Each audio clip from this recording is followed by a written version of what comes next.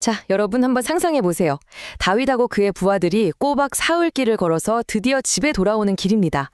몸은 정말 천근만근이었겠지만 곧 사랑하는 가족들을 만날 거라는 생각에 그 발걸음만큼은 얼마나 가벼웠겠어요? 그런데 말이죠. 그들을 기다리고 있던 건 따뜻한 환대가 아니었습니다. 성읍은 그야말로 잿더미가 되어버렸고 아내와 자녀들은 흔적도 없이 사라졌습니다. 모든 게 불타버린 그 폐허 앞에서 이 사람들 마음이 어땠을까요? 사무엘상 30장 4절이 이 장면을 딱 한 문장으로 그리는데요. 울 기력이 없도록 소리를 높여 울었더라. 아, 정말 상상만 해도 가슴이 무너지는 장면이죠. 이 끔찍한 비극은 아말렉 족속이 기습 공격을 해왔기 때문인데요. 그런데 여기서 우리가 한번 생각해 봐야 할 게 있습니다. 이게 단순히 운이 나빴다고 할 수 있는 일이 아니라는 거죠. 성경을 깊이 들여다보면요. 이 사건이 과거의 어떤 일들과 아주 깊이 필연적으로 연결되어 있다는 걸 알 수 있습니다. 여기 보시면 그 배경에 세 가지 요인이 있는데요. 이게 아주 흥미롭습니다. 첫째는 과거 사울 왕이 아말렉을 완전히 직멸하라는 하나님의 명령을 어겼잖아요. 그 불순종의 결과가 이제 나타났다는 해석이고요. 둘째는 다윗 자신이 적국인 블레셋과 손을 잡으려고 했던 그 실수를 깨닫게 하시려는 하나님의 계획이 있었다는 겁니다. 하지만 진짜 놀라운 건 바로 이 세 번째입니다. 이 최악의 상황 속에서도 하나님이 보이지 않게 일하셔서 아말렉 사람들이 단 한 명도 죽이지 않고 모두 포로로만 잡아갔다는 사실이에요. 이게 바로 이 끔찍한 재앙 속에 숨겨진 하나님의 자비였던 거죠. 생각해보세요. 이 사람들은 평생을 전쟁터에서 살아온 그야말로 백전노장들입니다. 그런데도 이 상황 앞에선 정말 속수무책이었어요. 특히 리더였던 다윗은 아내가 둘이나 있었는데 그 두 아내를 한꺼번에 잃었으니 그 고통의 무게가 정말 상상하기 힘들 정도였을 겁니다. 그런데 말이죠. 진짜 위기는 이제부터 시작됩니다. 흔히 외부의 적보다 내부의 분열이 더 무섭다고 하잖아요.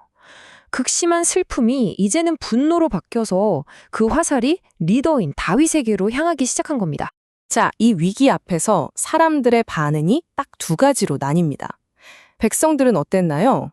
자식들을 잃은 그 고통 때문에 마음이 완전히 격해져서 모든 책임을 다윗에게 돌리고 심지어 그를 돌로 쳐 죽이려고까지 하죠. 하지만 다윗은 달랐습니다. 똑같이 모든 걸 잃은 그 절망의 한가운데서 원망할 사람을 찾은 게 아니라 하나님을 바라봤다는 겁니다. 바로 이 선택, 이 순간이 모든 것의 흐름을 바꿔놓습니다. 사무엘상 30장 6절 말씀이 바로 이 이야기의 하이라이트이자 전환점이죠. 그의 하나님 여호와를 힘입고 용기를 얻었더라. 여러분, 이게 그냥 정신 차리고 마음을 다잡았다 이런 수준의 이야기가 아닙니다. 내 힘이 정말 하나도 남지 않았을 때, 완전히 바닥났을 때 비로소 하나님의 능력, 그분의 약속, 과거에 나를 어떻게 도우셨는지를 기억해내면서 거기서부터 힘을 공급받았다는 뜻이에요. 자, 여기에서 다윗의 지혜가 정말 빛을 발합니다. 보통 용기를 얻으면 어떻게 하죠? 당장 칼 들고 뛰쳐나가고 싶지 않겠어요? 그런데 다윗은 그러지 않았습니다. 그는 가장 먼저 그리고 가장 중요한 첫 단추를 꿰입니다. 바로 하나님께 나아가서 어떻게 할까요? 하고 길을 묻는 것이었죠. 다윗은 제사장을 통해서 하나님께 묻습니다. 제가 이 군대를 추격하면 따라잡을 수 있겠습니까? 참 아이러니하지 않나요? 다윗이 블레셋 왕에게 의탁하러 갈 때는 하나님께 묻지 않았거든요. 그런데 이 엄청난 위기가 역설적으로 그를 다시 하나님 앞으로 돌아오게 만든 겁니다. 때로는 우리 삶의 가장 큰 위기가 우리가 잊고 있던 가장 중요한 것을 되찾게 해주는 기회가 되기도 하는 것 같습니다. 하나님의 응답은요, 아주 명확하고 절대적이었습니다. 한번 해봐라, 잘하면 될 수도 있다, 이런 애매한 가능성이 아니었죠. 쫓아가라, 네가 반드시 따라잡고 반드시 도로 찾을 것이다. 이 확신에 짠 약속, 이것이 있었기에 다윗은 더 이상 흔들리지 않고 행동에 나설 수 있었습니다. 다윗의 대응을 보면 아주 체계적인데요. 딱 4단계로 정리할 수 있습니다. 첫째, 하나님께 묻는다. 둘째, 그 약속을 믿고 확신을 갖고 추격한다. 그런데요, 여기서 우리가 정말 주목해야 할 부분은 바로 3단계와 4단계입니다. 바로 지쳐서 뒤처진 부하들을 버리지 않고 둘봤다는 것, 그리고 심지어 적군에게 자비를 베풀었다는 점입니다. 추격하는 길에 거의 죽어가던 이집트 소년 한 명을 발견합니다. 알고 보니까 이 소년 적군인 아말렉 사람의 노예였는데 병이 드니까 주인이 그냥 사막에 버리고 간 거였어요. 정말 잔인하죠. 하지만 다윗은 그를 외면하지 않고 음식과 물을 줘서 살려냅니다. 그리고 바로 이 선한 행동이, 이 자비가 적들이 어디에 있는지 알려주는 결정적인 단서가 될 줄 누가 알았겠어요. 정말 하나님의 일하시는 방식은 놀랍지 않나요? 그 소년의 안내를 받아서 적진에 도착해보니 세상에 적들은 완전히 무방비 상태였습니다. 빼앗은 물건들을 쫙 늘어놓고 먹고 마시고 춤추면서 승리의 축제를 벌이고 있었던 거죠.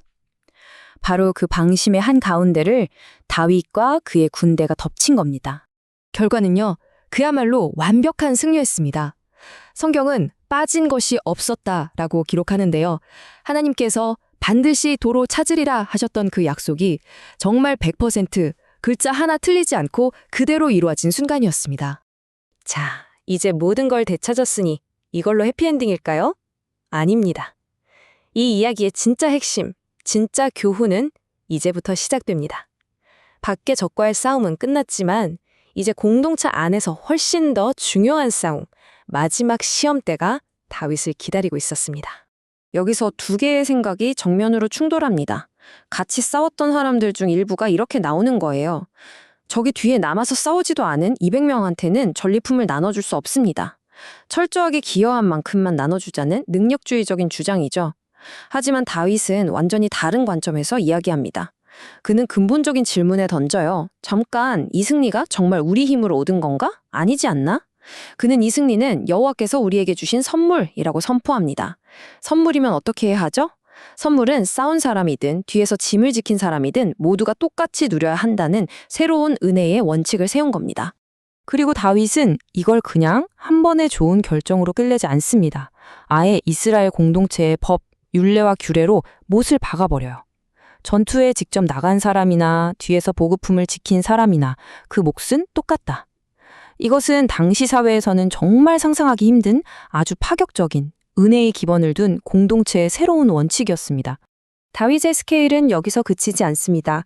전리품을 자기 군사들과 나눈 것도 대단한데 그걸 넘어서 그동안 자기가 힘들 때 도와줬던 유다의 여러 성읍 장로들에게까지 선물을 보내요.